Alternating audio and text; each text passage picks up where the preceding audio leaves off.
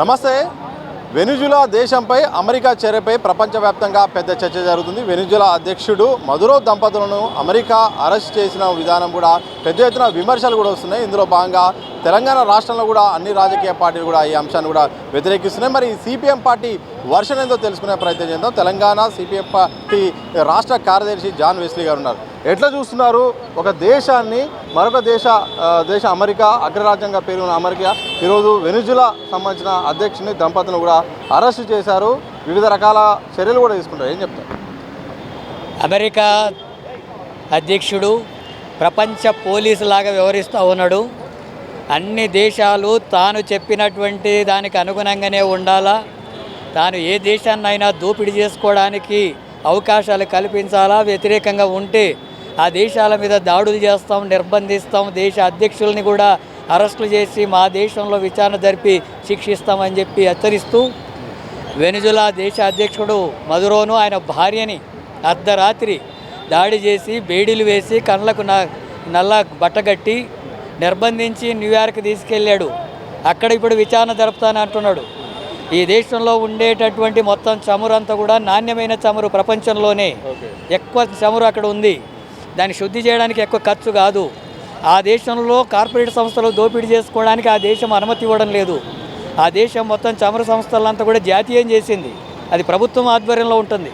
Private corporate సంస్థలకు అమెరికాకి ఇవ్వాలని చెప్పి అంటే వ్యతిరేకించినందుకు ఈ రకంగా అరెస్ట్ చేసి నిర్బంధించి దాని తొత్తుగా ఉండే వాళ్ళను, తాను చెప్పింది వినేటటువంటి వాళ్ళని అధికారంలోకి తేవాలనే ప్రయత్నం చేస్తున్న దాంట్లో భాగంగా ఈ ఘటన జరిగింది. దీన్ని ప్రపంచవ్యాప్తంగా అన్ని దేశాలు ఖండిస్తున్నాయి. దేశవ్యాప్తంగా సిపిఎం పార్టీ కూడా ఖండిస్తూ నిరసనలు వ్యక్తం చేస్తున్నాయి. మన దేశ ప్రధాని మాత్రం ఇప్పటివరకు ఖండించడం లేదు. ప్రపంచ దేశాలు ఖండిస్తున్నా దేశ ప్రధాని ఖండించడం లేదు.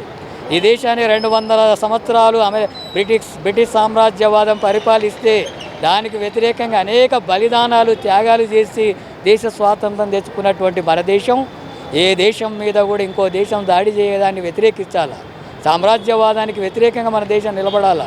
అలాంటి పోరాట చరిత్ర కలిగినటువంటి ఈ దేశం అమెరికా చెప్పినట్టుగా వినాలని చెప్పి ప్రయత్నం చేస్తున్నాడు. మోడీ ఖండించడం లేదు. ట్రంప్ కూడా నిన్న మన దేశం గురించి వ్యాఖ్యానిస్తూ భారతదేశం వ్యవహరిస్తున్నటువంటిది అంత సంతోషకరంగా లేదు, మోడీ మంచి మిత్రుడే, నన్ను సంతోషపెట్టడం లేదు అంటున్నాడు. లేకపోతే టారిఫ్లు వేస్తా అంటున్నాడు. అట్లాగే ప్రపంచ దేశాలను బెదిరిస్తున్నాడు. ఇప్పుడు వెనిజులా జరిగింది, అట్లాగే క్యూబా మీద ఇదే పద్ధతి జరుగుతుంది, అట్లాగే సిరియా మీద ఇదే జరుగుతుంది, మిగతా దేశాల మీద ఈ రకంగానే జరుగుతుందని చెప్పి భయపెడుతున్నాడు. మీరు కూడా నేను చెప్పినట్టుగా వినకపోతే భారతదేశానికి కూడా ఇలాంటి గతే పడుతుందని హెచ్చరిస్తుంటే కూడా మోడీ స్పందించడం లేదు, ఖండించడం లేదు. అట్లాగే వెనిజులా అధ్యక్షుడిని అరెస్ట్ చేసినటువంటి తీరును కూడా ఖండించకపోతే అది ప్రపంచం ముందు మనమంతా కూడా తలవంచుకోవడం అవుతుంది. అమెరికా దేశానికి మనం ఏదో అనుబంధం దేశంగా, ఏదో వాళ్ళు చెప్పింది వినేటటువంటి దేశంగా, స్వతంత్రంగా పరిపాలించే శక్తి లేనటువంటి అమెరికా ఏజెంట్గా మనం పరిపాలిస్తున్నట్టుగా వస్తుంది. అందుకే ఇప్పటికైనా మోడీ వెంటనే ఖండించి అమెరికా సామ్రాజ్యవాదానికి వ్యతిరేకంగా ప్రభుత్వం నిలబడాలా, దేశం నిలబడేటట్టుగా ప్రధానమంత్రి వ్యవహరించాలని చెప్పి సిపిఎం పార్టీగా డిమాండ్ చేస్తున్నాం. వెనిజులా దేశం సంబంధించిన అధికారాలు కూడా మా పరిధిలో ఉన్నాయి, మేము చెప్పినట్టే ఆ దేశం వినాల్సిందే, ఉపాధ్యక్షుల నియామకం కూడా సరైంది కాదు, ఇకపై మా ఆధ్వర్యంలోనే మొత్తం వ్యవస్థ అంతా నడవాలని కూడా ట్రంప్ అంటున్నాడు. ఎట్లా చూస్తారు? ఆ దేశ అధ్యక్షుడిని అరెస్ట్ చేసి నిర్బంధించిన తర్వాత హోంమంత్రి ఇప్పుడు బాధ్యతల్లోకి ఉండేటట్టుగా నియామకాలు జరిగినాయి. అక్కడ దాన్ని ఈయన గుర్తించని అంటున్నాడు. ఆ దేశాన్ని నేనే పరిపాలిస్తున్నా, అమెరికా పరిపాలిస్తుంది అంటున్నాడు. అమెరికా చట్టాల ప్రకారమే ఆ దేశం పరిపాలించాలంటే ఆ దేశంలో ఎలాంటి వాళ్ళకు స్వేచ్ఛ, సమానత్వం, సార్వభౌమత్వం లేదు. వాళ్ళు ఒక బానిసలుగా ఉండాలని చెప్పి అంటున్నాడు. అందుకే వాళ్ళు ఏర్పాటు చేసుకున్న ప్రభుత్వాన్ని కూడా గుర్తించని అంటున్నాడు. తాను తన ఏజెంట్గా ఉండేటటువంటి వాళ్లకు ప్రభుత్వం అప్పగించేంత వరకు నేనే పరిపాలిస్తాను అంటున్నాడు. ఒక దేశం ఇంకొక దేశాన్ని బలవంతంగా ఆక్రమించి పరిపాలించడం అనేటటువంటిదే సామ్రాజ్యవాద ధోరణి, ప్రపంచ పోలీసు వైఖరి. అది ప్రపంచ పోలీసు వైఖరిని వ్యవహరిస్తున్నటువంటి అమెరికాకు వ్యతిరేకంగా ప్రజానికం అంతా కూడా వ్యతిరేకించకపోతే ఈనాడు వెనిజులా జరిగింది, రేపు వ్యతిరేకిస్తే భారతదేశం మీద కూడా ఇదే జరుగుతుంది. వెనిజులా అంటే ఒక చిన్న దేశము, అక్కడ క్రూడ్ ఆయిల్ లాంటి అవకాశాలు కూడా ఉన్నాయి. కానీ భారత్ చాలా పెద్ద దేశము, ఒక రకంగా మనకు చాలా ఇంపోర్ట్స్ కూడా ఉన్న దేశము. మన దేశం పైన అమెరికా దండయాత్ర చేసేంత పరిస్థితి ఉన్నదా? అమెరికా దీని వెనిజులా మీద దాడి చేసినాక ఏం చెప్పిందంటే ఒక్క అర్ధ గంటలోనే ఆ ఆపరేషన్ పూర్తి చేశాం. ఆ దేశ అధ్యక్షుడిని మిలిటరీ హెడ్ క్వార్టర్స్ నుంచే తీసుకెళ్ళి మా దేశానికి తీసుకొచ్చాం.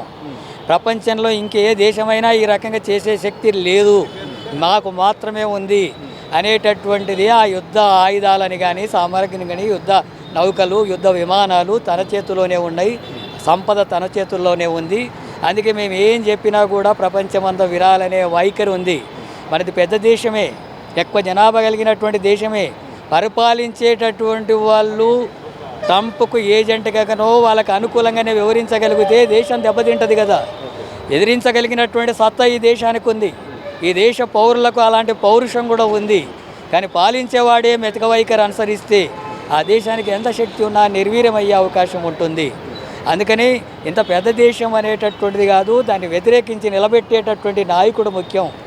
అలాంటి నాయకులుగా వివరించారు కాబట్టే భగత్ సింగ్ లాంటి వాళ్ళు కావచ్చు, గాంధీ లాంటి వాళ్ళు కావచ్చు, సుభాష్ చంద్రబోస్ లాంటి వాళ్ళు కావచ్చు, ఆనాడు పోరాడినటువంటి అనేక మంది కమ్యూనిస్టులు వీరులు తమ ప్రాణాలు త్యాగం చేస్తే స్వాతంత్రం వచ్చింది బ్రిటిష్ సామ్రాజ్యవాదానికి వ్యతిరేకంగా.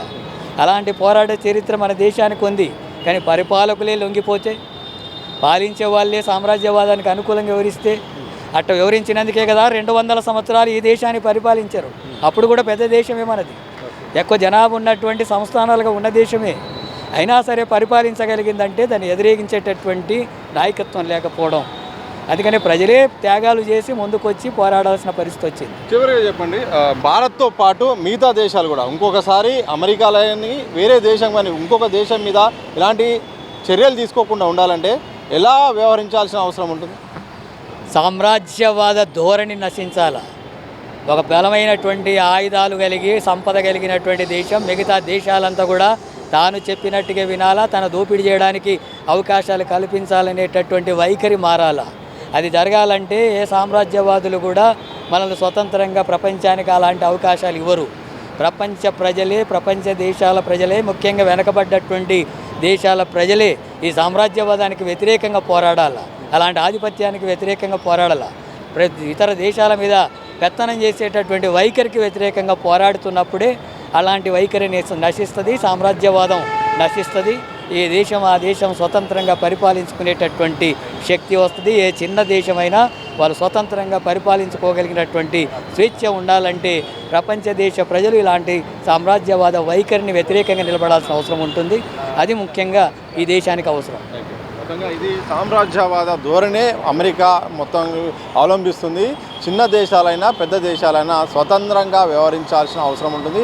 ఏ దేశం కూడా మరొక దేశంపై ఇలా దాడి చేయడము, చర్యలు చేయడం కూడా సరైనది కాదు. ఇప్పటికైనా అమెరికా విషయంలో మాత్రం భారత్ వైఖరి ఏందో చెప్పాలి. ఇప్పటికైనా కూడా ఖండించకపోతే మాత్రం మీకు మిగతా దేశాలకు ఈ దేశానికి గతి అయిన గతే రేపు ఏ దేశానికైనా అవుతుందని ఒక వార్నింగ్ ట్రంప్ ఇస్తున్న నేపథ్యంలో ఇప్పటికైనా భారత్ మేల్కోవాల్సిన అవసరం ఉంటుంది. అలాగే ప్రపంచ దేశ ప్రజలందరూ కూడా ఏకతాటిగా సమస్యల మీద పోరాడపోతే మాత్రం, ఐక్యంగా ఉండకపోతే మాత్రం ఇలా అగ్రరాజ్యాలు అయితే మాత్రం సామ్రాజ్యవాదం పేరుతో వెనిజులా దేశంతో పాటు మరికొన్ని దేశాలపైన తమ ఆధిపత్యాన్ని ప్రదర్శించే అవకాశం ఉన్నట్టు కూడా తెలంగాణ సిపిఎం రాష్ట్ర కార్యదర్శి జాన్ వెస్లీ గారు అంటున్న సందర్భం అయితే కనిపిస్తుంది. కెమెరా పర్సన్ ప్రవీణ్తో సతీష్, దిశ టీవీ, హైదరాబాద్.